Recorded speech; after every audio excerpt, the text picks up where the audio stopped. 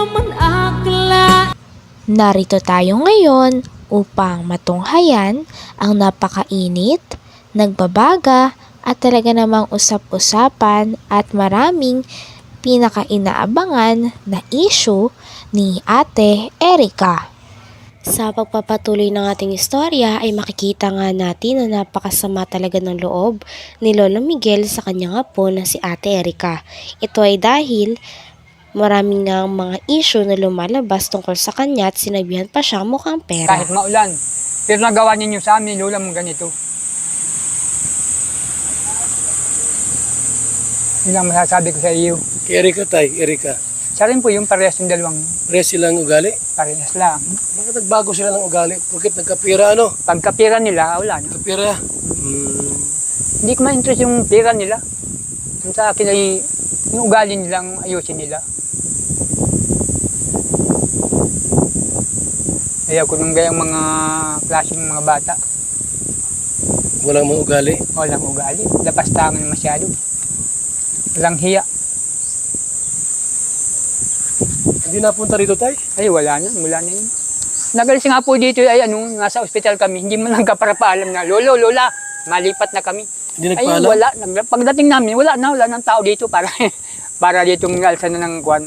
Madilim na baga lagi dito, wala ng katao-tao. Natira lang yung panganay kong anak. Parang namatayan na.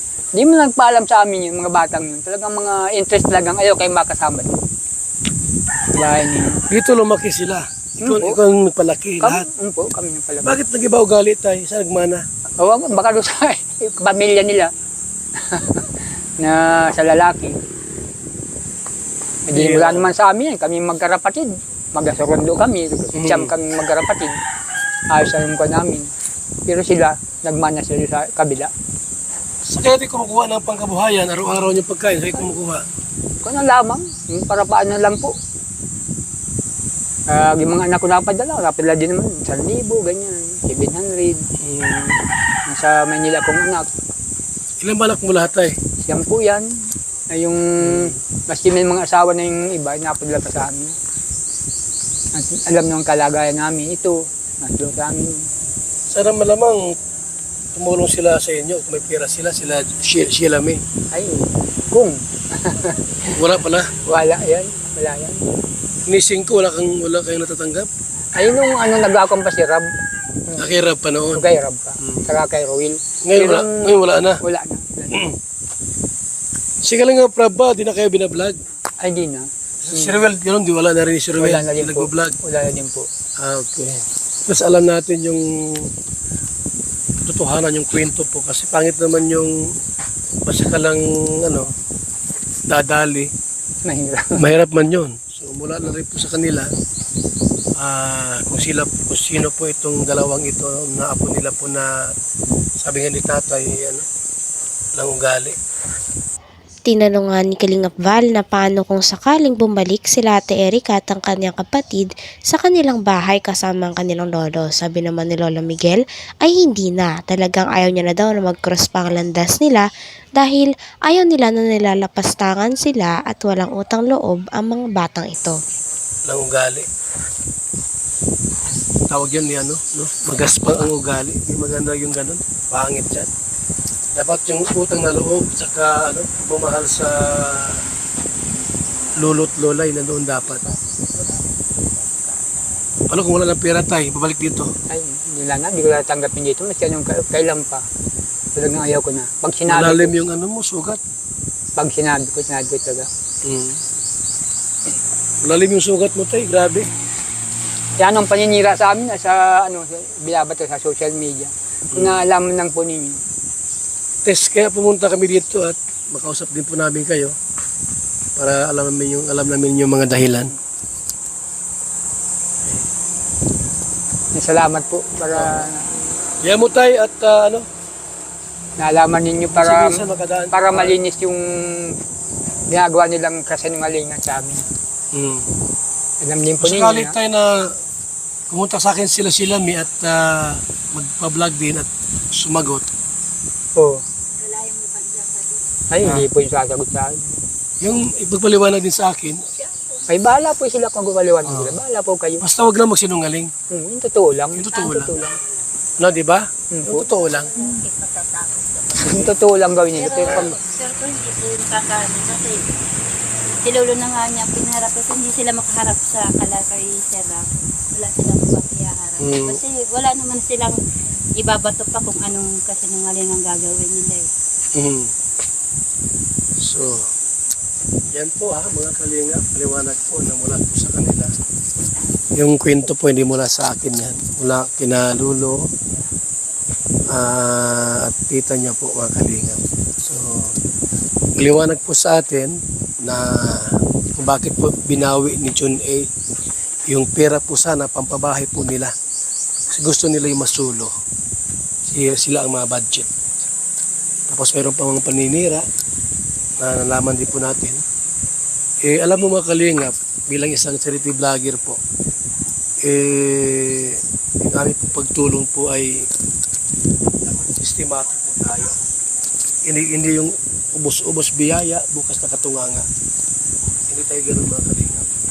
Salamat po sa ating lahat. As, di ba silang bigas? Sige, isang bigas. Andun ha? salamat, maraming salamat. Minsan, pupunta ako dito. Ha? Salamat din po para malaman din lang yung Bago nga umalis, si Kalingap Val ay binigay niya ang bigas na ibibigay niya kay Lola Miguel at sa pamilya nila. Talaga nagmamalasakit si Kalingap Val sa mga tao na aapi. At katulad ni Lola Miguel ay handang-handang tulungan ito ni Kalingap Val at pabahayan pa kung posible. So, yan po mga kalingap, paliwanag po na mula po sa kanila. Yung kwento po hindi mula sa akin yan. Mula kina Lulo at tita niya po mga kalingap. So, paliwanag po sa atin na kung bakit po binawi ni John A. yung pera po sana pampabahay po nila. Kasi gusto nila yung masulo. Sila ang mga budget.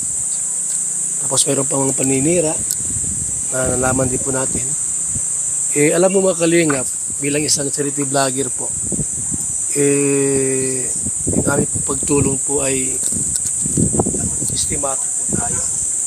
Hindi yung ubos-ubos biyaya, bukas na katunganga. Hindi tayo ganun mga kalingap. Salamat po sa ating lahat. As, di ba silang bigas? Sige, isang bigas. Andun ha? salamat, maraming salamat. Minsan, pupunta ako dito. Ha? Salamat din po para malaman din lang yung Kano tayo ba? katotohanan na naghahambog sila. Pagka ako tayo ay yung mga project ng bahay, kung sakaling matapos na, huwag ka lang ba na ako lang magpagawa ng bahay mo, kung sakali. Ay, Ha? bahala po kayo. Ako naman may sariling karpintero kung para maayos yung bahay ninyo Ha? Salamat Ate, po. pang ano mo? Ay, Sige na. salamat po. Ate. Sige na. Hadlo ka sila ha. Ano pakialam mo sa kanila? Bago na. Salamat po, Kuya Bal. Yan. Salamat po sa inyo. Sa lahat na grupo ninyo. Ako ang kakampi mo tayo ha. Ayun po. Ha? Salamat po. Kasi senior citizen kayo, dapat malmali ang senior citizen. Ayun po. Isa pa rito. Tay, Umpo. Kuya Bal. ako ang kausap po dito, walang sino. Ako kausap po rito. Salamat po, Kuya Bal. Ang senior, mamahalin ko yan. Umpo. Salamat Kuya Bal ha. Oo. Salamat sa tulong ninyo. Ako kakampi mo tayo. Huwag ka mag-alala. Ha? Di ko po naasahan na Salamat po pupunta sa kayo iyo. dito. Salamat po kayo. Ganito. Ano? Ibigyan niya Ako kami. tayo, hindi ko sisiraan si Erika. Kung gusto nga, magkasundo kayo Ayun. Pero hintayin ko yung panahon na magkasundo kayo. Ha? Bahala ka po. Pero talaga Sige, sa kasi- sa akin. Magano yung mamatay tayo may sa puso. Pagpapatawad. Ano? Siguro kayo, nag-inakit kayo. Pero lilipas din naman yan. Huwag muna ngayon. Danasan sa apo. Opo. Salamat po sa inyong grupo. Tara. Team ninyo. Okay. Maraming salamat. Salamat tayo. Lagi tayo ha. Sa tulong ninyo.